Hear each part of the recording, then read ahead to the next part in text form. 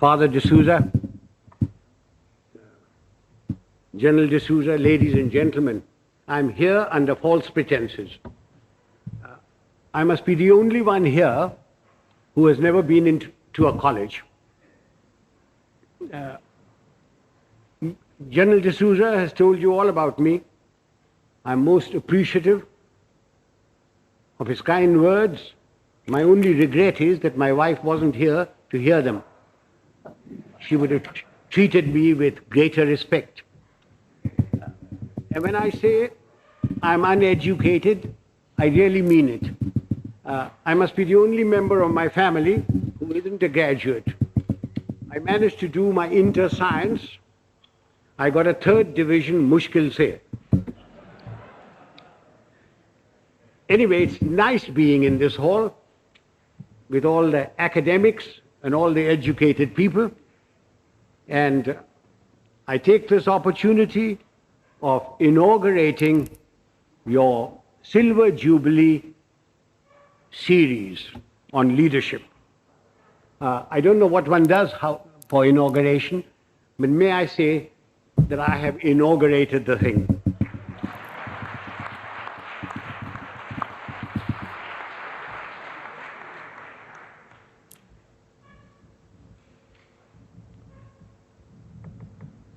For a long time,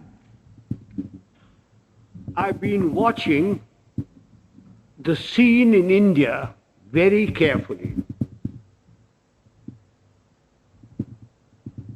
Wherever I go, whenever I pick up a newspaper, I find there are shortages. There's a shortage of fuel, there's a shortage of food, there is a shortage of foreign exchange, there is shortage of housing, shortage of schools, colleges, everywhere. And everybody talks about these shortages.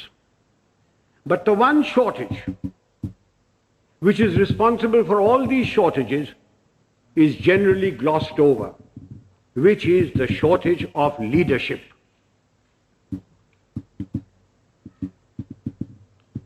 Father, don't misunderstand me, and gentlemen of the press, please don't misquote me, which you are always capable of doing and which you continue doing. When I talk of shortage of leadership, I do not mean just political leadership. I mean leadership in every walk of life. Whether it's political, administrative, in educational institutions, in our sports organizations, in our industry, amongst labor, amongst the law and order contingents, there is a shortage of leadership. I do not know whether leaders are born or leaders are made. There is a school of thought which says leaders are born. Father, we have a population of 780 million people, and we procreate at the rate of 1 Australia every year. And yet, there is a shortage of leadership. So if those of you who think that leaders are born and who contribute to that theory, may I suggest you throw away all Planned Parenthood and really let yourselves go. If leaders are not born, can leaders be made? It is my view that give me a man with reasonable common sense and decency, you can make a leader out of him. What are the attributes of leadership? There are many attributes. The cardinal attribute for leadership is professional knowledge and professional competence. Now you will agree with me that you cannot be born with professional knowledge. Even if you are the child of a minister, the son of a member of parliament or the progeny of a field marshal. Professional knowledge has to be acquired the hard way. It is a constant study. Professors, engineers, architects, lawyers, solicitors, doctors, they all study their professions continuously. They all contribute to magazines, to newsprints, to all sorts of things. But we in India, as soon as we reach positions of power, whether it's ministerial, secretarial, armed forces, or anywhere else, we think we are the repository of all knowledge. Professional knowledge has to be acquired the hard way. And without professional knowledge, you can never have professional competence. And if you haven't got professional competence, you cannot be a leader. I wonder, those civilian gentlemen who have been charged with the security of this country, whether they have ever read a book on the military profession. I wonder if they know the difference between a gun or a howitzer. I remember a minister one day coming to me. I'd left being the army chief then, and said, and I will talk to you in his own language, Zara batao, ye howitzer kya cheez hoti hai? And I said, what are you talking about, howitzer? Then I discovered that he meant a howitzer. And I said, well, why are you asking me? Why don't you ask the army chief and others? He said, kaise पूछे उनसे? मैं minister हूँ. तेरे से तो पूछ लेता हूँ. तू जानता है कि मैं बेवकूफ हूँ. I wonder if they can distinguish a mortar from a motor, or a gorilla from a gorilla, although a great many resemble the latter. Ladies and gentlemen, professional knowledge is the sine qua non of leadership. You have to have professional competence if you are expected to lead anything. It doesn't matter whether you are in the army, whether you are in the teaching profession, whether you are in industry, unless you have professional competence and professional knowledge, you cannot be a leader. And it has to be acquired the hard way. You've got to study all your life. What takes me to the next attribute? The ability to make up your mind and take a decision. And having taken that decision, accepting full responsibility for it. Those of us who have suffered at the hands of superiors who cannot take a decision know what it's like. An act of omission is much worse than an act of commission. An act of commission can be put right, even if the decision is wrong, by colleagues, by subordinates, by somebody. But an act of omission cannot be put right. Why does a person not take a decision? Because he lacks confidence. Why does he lack confidence? Because he lacks professional knowledge and competence. Eustace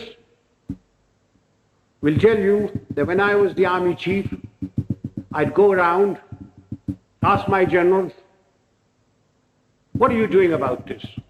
And he said, sir, I've been thinking, I've been considering. And then I produce for myself a Manekshawism. And Father, will you forgive my language? I used to say, if you must be a bloody fool, be one quickly. Take a decision. and then accept full responsibility for it. Do you know how much money is lost in the country because somebody won't take a decision? Costs escalate, papers lie in somebody's place for days, for months, for years. And when they finally take a decision, the cost of a project, the cost of something has gone up tenfold. Who suffers? We, the people of India, suffer. So that's the second requisite for leadership. The ability to make up one's mind, take a decision, and then stand by it. Don't pass the buck on to your subordinate. It's your decision. What comes next? Absolute justice and impartiality. Those of us who have dealt with masses of men, and I've dealt with over 1 million men in my time, know the value of this. Absolute justice and impartiality. No man likes being punished, and yet men will accept punishment if they know that everybody who commits that sort of a crime gets the same sort of punishment. They will take it stoically. They may not like it, they may not like you, but they will respect you. No man likes being superseded, and yet people will accept supersession if they know that it's been done fairly and they've been superseded by somebody who is better than them. But not because he happens to be a minister's son or related to Father D'Souza or the field marshal's wife's current boyfriend. Men will accept supersession. They may not like it, but they will do it. Now, ladies and gentlemen, this is very, very important in our country. We have tremendous pressures. We have large families. We have fathers, mothers, uncles, aunts, nephews, nieces, their fathers, mothers, etc. We have pressures from them. We have pressures from members of parliament. We have pressures from all sorts of people. And we lack the courage to withstand that pressure. This is very important for us in India. And that takes me to the next attribute: moral and physical courage. I do not know which is more important, moral courage or physical courage. Were I talking to a lot of soldiers, I would lay emphasis on physical courage. But since I'm only talking to a handful of soldiers, and mostly civilians, I will lay emphasis on moral courage. What is moral courage? Moral courage is the ability to distinguish right from wrong. And having distinguished that, you must have the courage to stand up and say your piece, irrespective of what your superior thinks, irrespective of your colleagues, irrespective of your subordinates. You must have the courage to say so. A yes man is a horrible man. He must be shunned.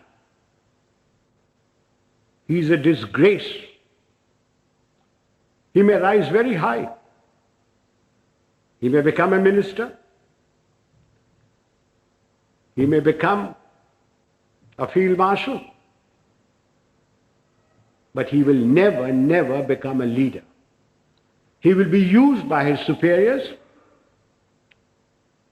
He will be disliked by his colleagues, and his subordinates have no respect for them. Moral courage is essential. Now, since you wanted to know some examples of moral courage from my past. I will give you a little story. In 1970, when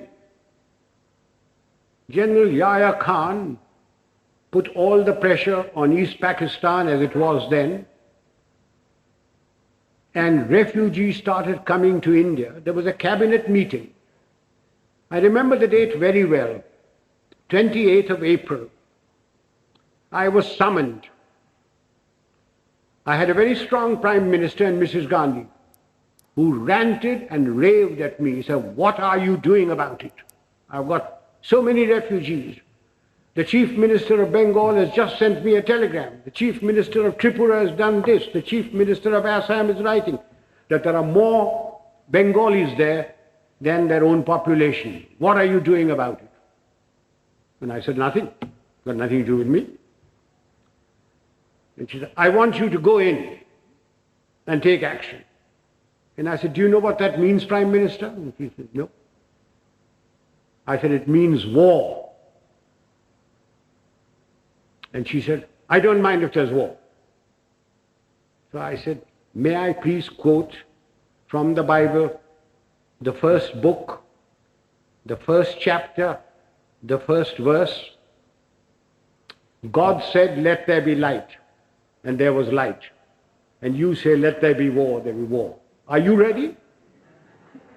"I'm not ready. I'm not prepared. It is not the right time to go in. The monsoon will break very shortly, and the whole of East Pakistan will be a swamp. I will not be able to operate. The Air Force will not be able to operate. April is a month when we glean the harvest. And the agriculture minister was Mr. Fakhruddin Ali Ahmed. And I said, "I will require every railway wagon, I will require every train, I will require all the road space to move my troops. And you will not be able to move your harvest. And then if there is a famine, don't blame me." And I said, the passes in the Himalayas start opening now, the snow melts. And then if the Chinese give us an ultimatum, I will have to fight on two fronts. And then the External Affairs Minister, the Khalsa, Sardar Swaran Singh, said, "Do you think China will give ultimatum?" And I said, "You are the foreign minister, you tell me." And then my own minister, Jagjeevan Ram, who couldn't call me Sam, he used to call me Sham.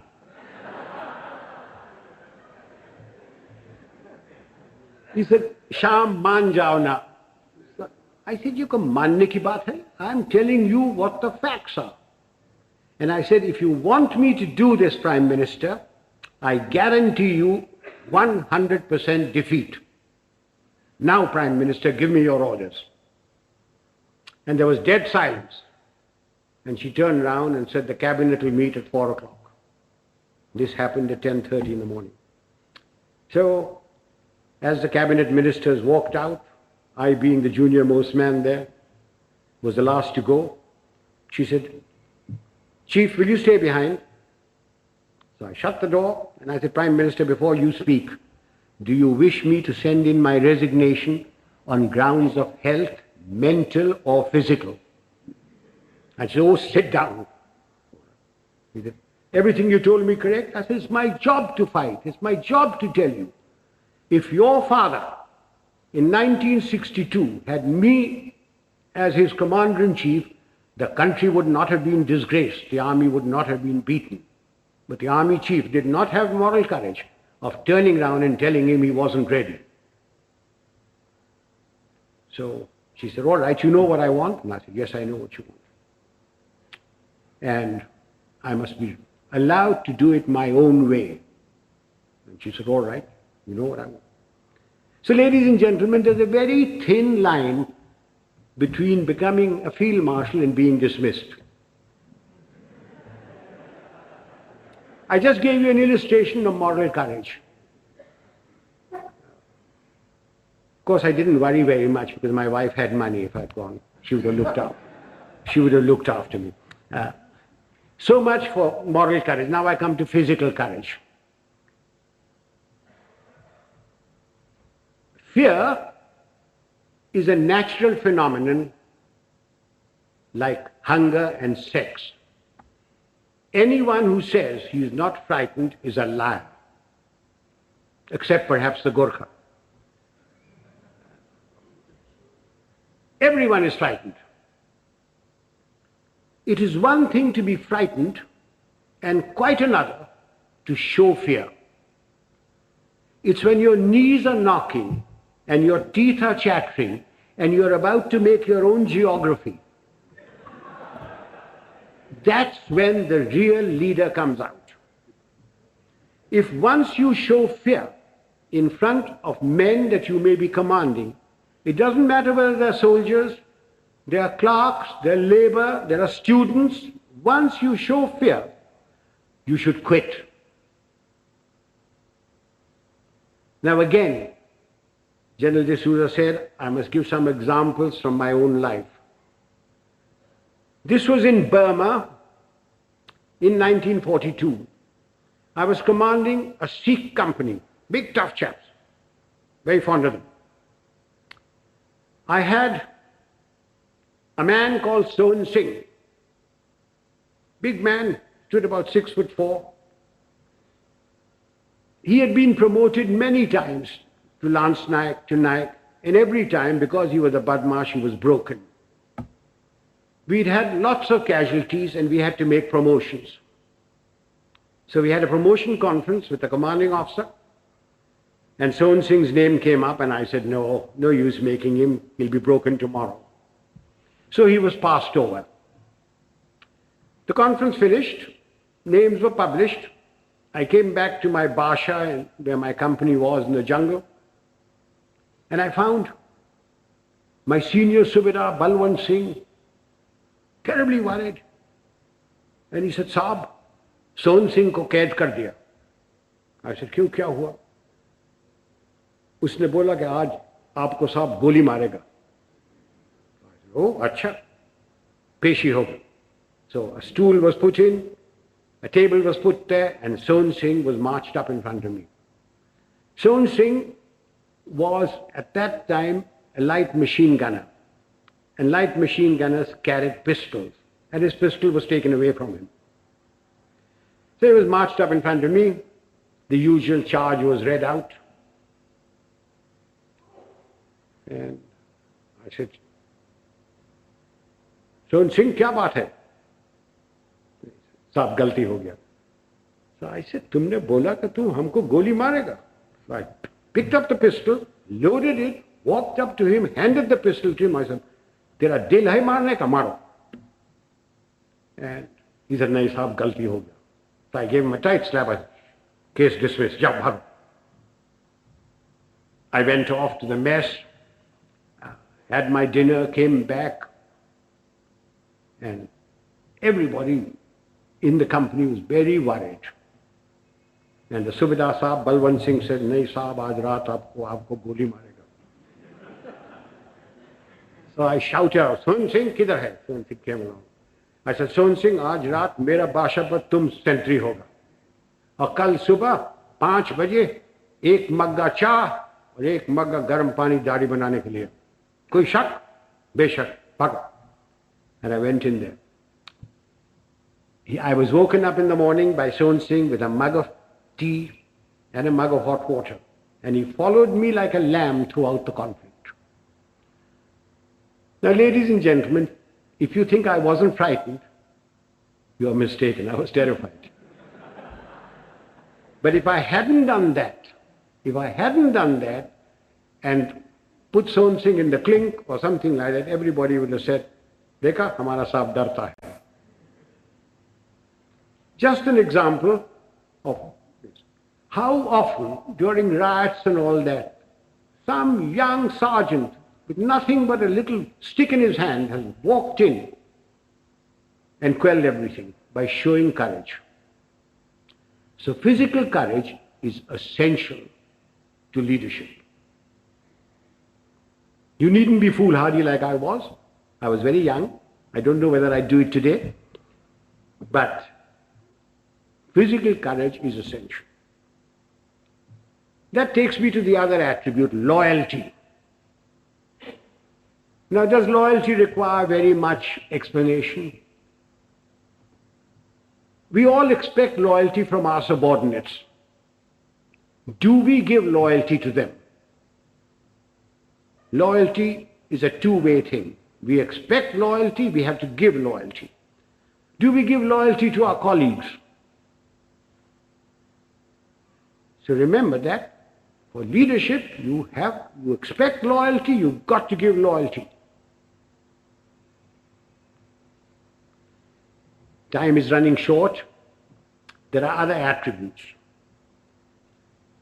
Remember, leadership is nothing else but management of men and resources. Management of men. Men have problems. Men in numbers can be very nasty. And a leader must be able to deal with them very firmly. When people misbehave, like they are misbehaving in Bombay these days, it's no use saying Jai Hind to them. You've got to deal with them very, very firmly. But you must never forget that men have problems. They have human problems. They have problems of debt, of family problems. They get easily despondent. And therefore, the leader must have a human touch. He must have a sense of humor to get them out of their despondency. He must have the gift of the gab. Unfortunately, our leaders have the gift of the gab, but they have no sense of humor. Further, men and women, generally speaking, like their leader to be a bit of a man, a bit of a lad. Take examples from history. Julius Caesar. Julius Caesar, you will agree, he was a great leader. When he came to Rome, the senators used to lock up their wives. Take Napoleon. He had his Josephine and Marie Antoinette and Georgette and Paulette and any number of things. And you will agree he was a great leader? Take the Duke of Wellington. The night before the Battle of Waterloo, in his chambers there were more women of luscious proportions than staff officers. And he was a great leader. Do you know, sir, a thought has just struck me. All these three people that I've talked about had one thing in common. They all had long noses.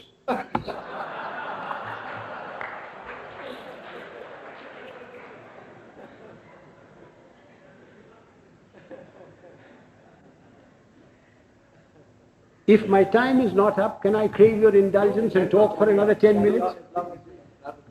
Ladies and gentlemen, no amount of leadership will put things right. There are two other aspects that we Indians must know and we lack badly. One is discipline and the second is character. What is discipline? Discipline is a code of conduct for decent living in society one with the other. Who lays down this code of conduct? Not the Prime Minister, not Parliament. Of course, it's laid down in the Army Act. But I'm not trying to impose the Army Act on you. This code of conduct has come to us from father to son, from mother to daughter, from times immemorial. It's in the Bible, it's in the Gita, it's in the words of Nanak, in the sayings of Muhammad and Buddha. It's all come down. It's been refined as cultures have changed. Again, let me illustrate this by example.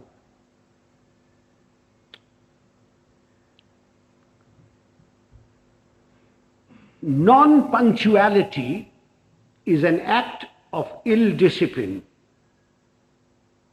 which is injurious to the state, injurious to its people. Some time ago, sir, I was invited to an university, as also my wife, unlike today.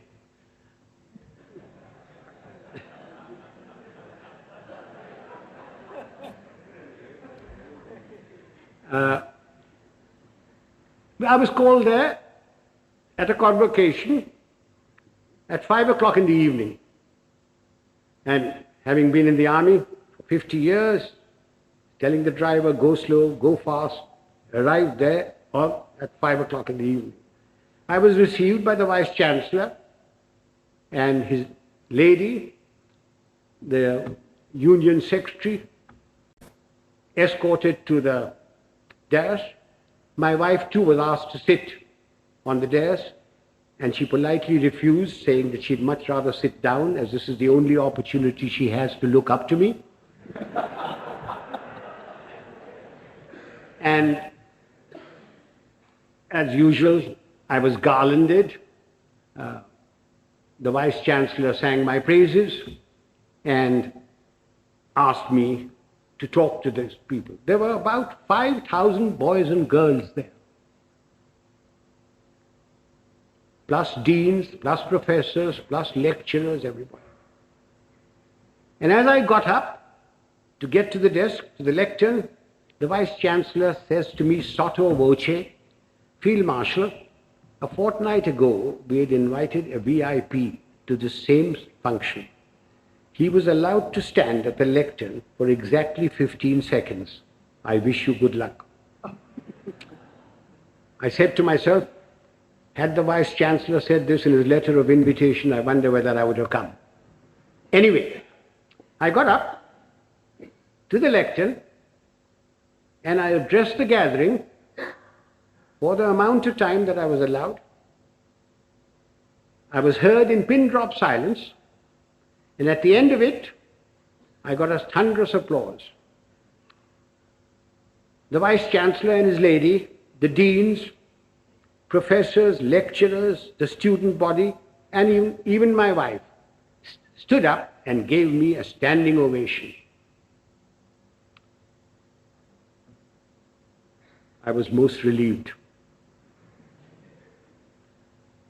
Although my wife told me afterwards that I looked pale. After the usual vote of thanks, etc., we went out into the gardens where refreshments were given.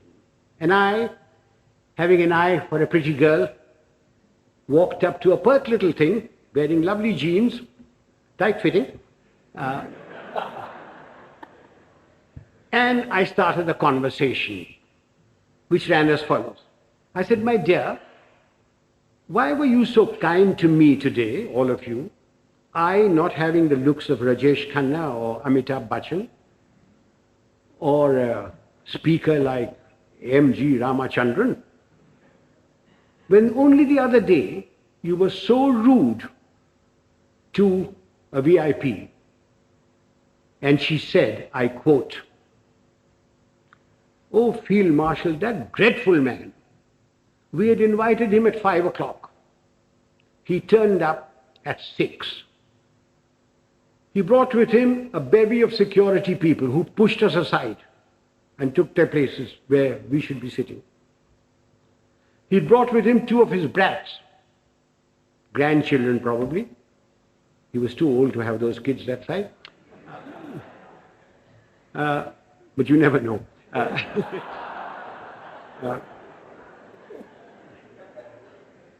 He was received by the Vice Chancellor and lady.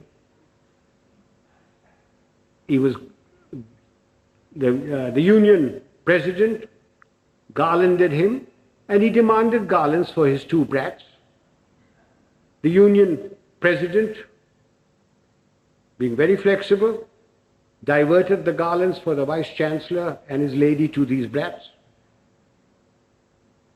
And then the Vice-Chancellor sang his praises, saying how fortunate we were that he had come here, that he has done so much for the country. And all the while, this man sat there. He had come unwashed, unshaven, wearing a dhoti, exposing 4/5 of his legs, scratching away. And the Vice-Chancellor said that the worthy had been to jail. When he said that, the girl said, I almost shouted he should be there now. Then the Vice-Chancellor asked him to go to the lectern and to talk to us. So he picked up the lemonade or limca or whatever was there, which belonged to his female offspring, and took a sip, which started a howl. When that subsided, the worthy came to the lectern and said, friends and well-wishers, I have not had time to prepare my speech, but my secretary has written something for me, and he produced a whole heap of paper. He said, without any premeditation, without any thought, we made his stay very short. I unquote. Sir, I thank my lucky stars that 50 years in the army had made me come on time, that I'd been brought up to shave in the morning and shave in the evening if there was a function, that I had a lounge suit on, and although I have very nice legs, I didn't expose them, that I didn't suffer from itch or eczema to indulge in the scratching of the unmentionable.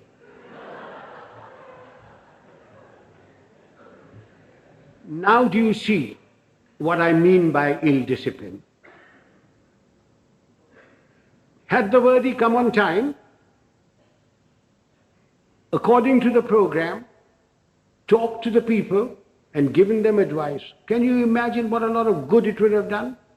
Instead of that, his act of ill discipline produced more ill discipline. Now, this is not a matter to be laughed at and forgotten. We people in India are terribly ill disciplined. We think because we've got freedom that we can do what we like. I do not stop you from criticizing, to standing up for your rights. I think it's your duty to do it. But what I abhor are the acts that we've gone into because we've got freedom. Why do we have to spit pan all over? Why do we have to write on doors and things? Why do we have to keep staircases dirty and filthy? Why do we have to throw garbage in somebody else's compound? These are all acts of ill discipline. It is because of these acts of ill discipline that you have corruption, you have smuggling, you have all sorts of things. Even animals in Tanzania are better disciplined. I went there 4 years ago and I saw lions, lionesses, zebras, etc. They were all so disciplined. If the lion wanted to do his stuff, he went behind cover. He didn't spit. I came back from Tanzania. I arrived at Bombay airport. I cleared my baggage, and as I was walking out, there was a big, fat slob of a man who squirted damn pan on my trousers. And when I gave him a tight kick, he was most indignant. He didn't think he'd done any wrong. Why? Why do we tolerate it? So much for discipline. So everybody's been extremely well disciplined so far. Will you give me your indulgence for just another few minutes?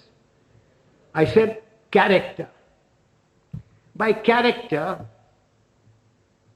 I don't mean the sort of thing which the father will preach to you. Of course you must be honest. Of course you must be truthful. Of course you mustn't covet thy neighbor's wife. Not when father is listening. Of course you mustn't. All that is part of character. But I mean something bigger. It's knowing yourself, knowing what you really are. Unfortunately, we lack that sort of character. And what little we have is denuded by our fans, by the sycophants around us, by the hangers-on. Again, let me illustrate this by an example. Some years ago, Hollywood produced a picture of the great violinist and composer Paganini. And they got a very handsome actor, tall, good actor, who had some knowledge of the violin, to take the part of Paganini. And he was drilled to perfection, so that when that little cadenza was played and screened, the critics raved over it, raved at the movement of his fingers and of his bow. And this man's fans, sycophants, hangers-on, went on telling him that he was greater than Menuhin, greater than Heifetz, greater than Chrysler. And the man started believing it. And it took 8 months in a psychiatric home to rid him of this delusion. Do you know, sir, after the 1971 conflict, my fans, my hangers-on, the sycophants around me kept telling me, sir, you are the greatest general the century has produced. You are better than Rommel. You are better than Guderian. Auchinleck was nothing. And just as I was beginning to believe it, the Prime Minister created me Field Marshal and sent me off to the Nilgiris. And a hard-headed, no-nonsense wife deprived one more inmate of a psychiatric home. I thank you, sir.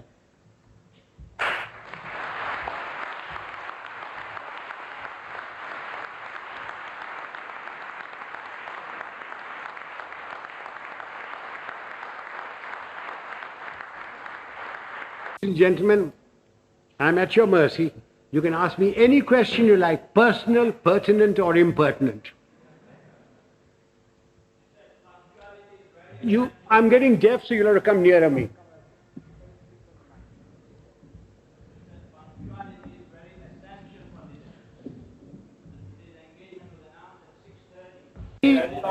You are quite right, sir. I was ready. I was told I was going to be picked up at 6 o'clock. I was ready, waiting. In fact,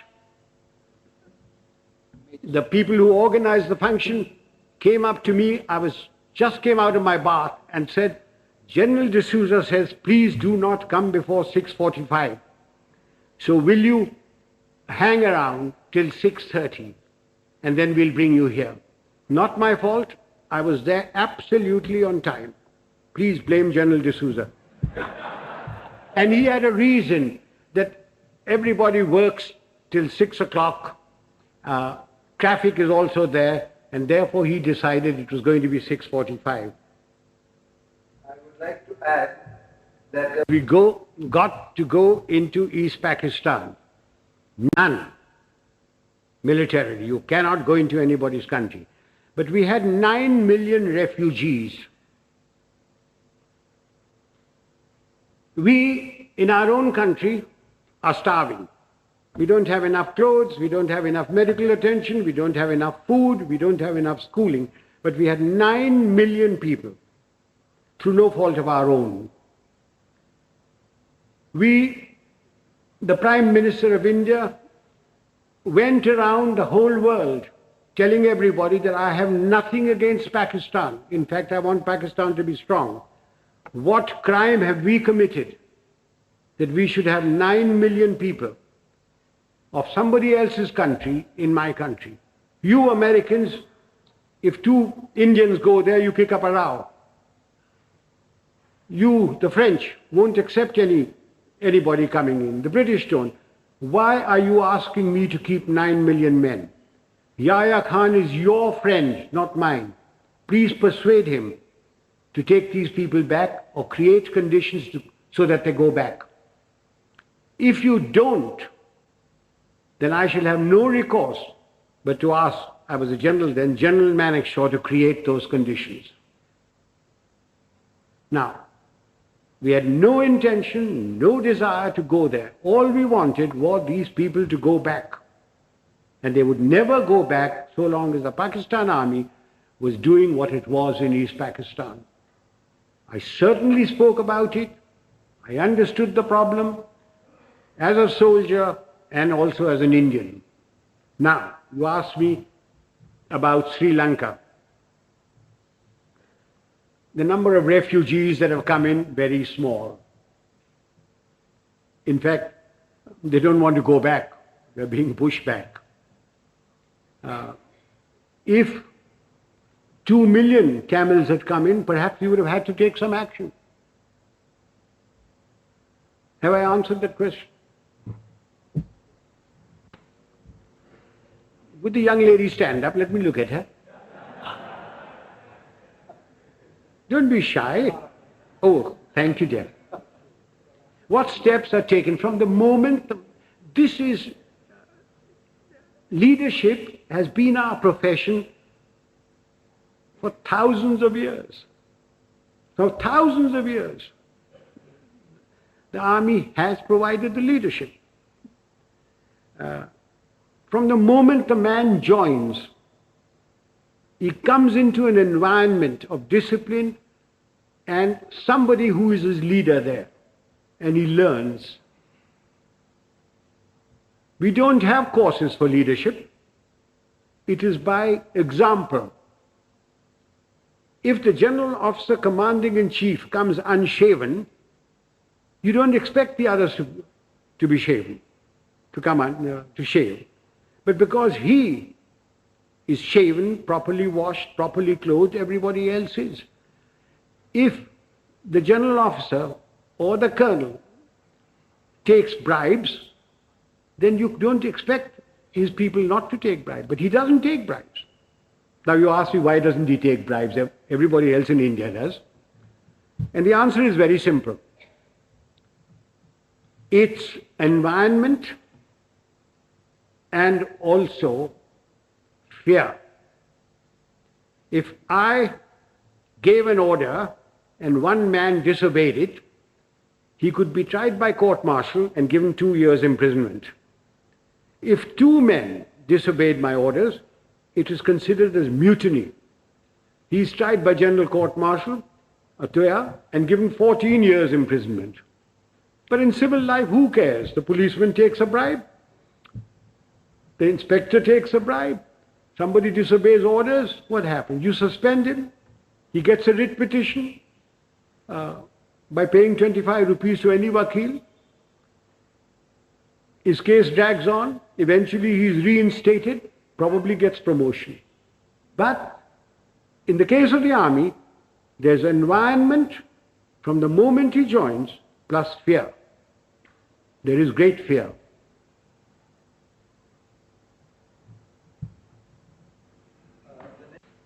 We Indians are alleged or supposed to be very religious people. If you read your own religious book, whether it be the Bible or the Gita or the Granth Sahib or the Quran, you automatically have discipline, self-discipline. From your childhood, if your parents are doing their duty, you get discipline into you. If you have any pride in yourself, you have discipline in you. So, talking of self-discipline, there it is. The Roman Catholic Church has done a great deal, for bringing discipline into the world. It has erred at times, but it has done a great deal for bringing self-discipline. One of the things is the confession. That has brought a great deal of self-discipline in people. You can confess to yourself.